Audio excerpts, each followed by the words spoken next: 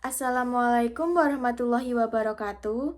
Nepangaken nami kula Antonia Mikaila Arimbi, NPM 430 0 gangsal 01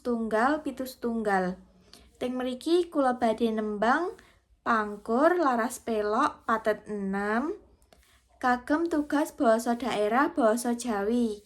Dosen pengampu Dr. Galih Istiningsih Magister Pendidikan. Tembang pangkur ngadadahi sifat gagah, teges, saha ngemot piwulang supados manungsa saged ngendhaleni hawa nafsu lan tansah nindakaken kebecikan. Teng mriki wonten guru gatra 7, guru wilangan 8, 11, 8, 7, 12, 8, 8. Guru lagu A, I, U, A, U, A, I.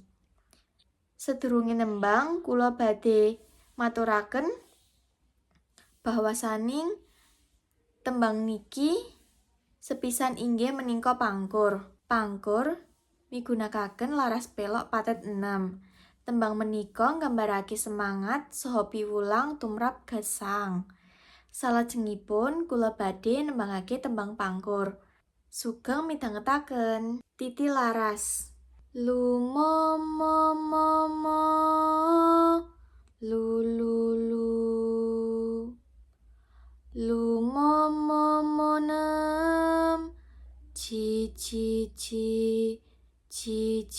roluroci monem ciroro cinemomo momo patmo lumomomonem cici rolulu nem cici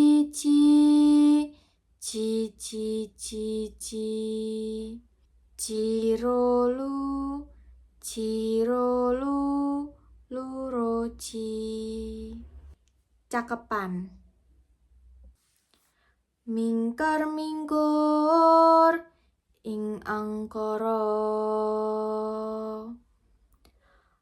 akorana karnan marti siwi sinawung resmining kidung sinupa sinukarta mrih kertarta pakartening ngilmu luhung kam tumrap neng tanah Jawa agama ageming aji. Matur nuwun.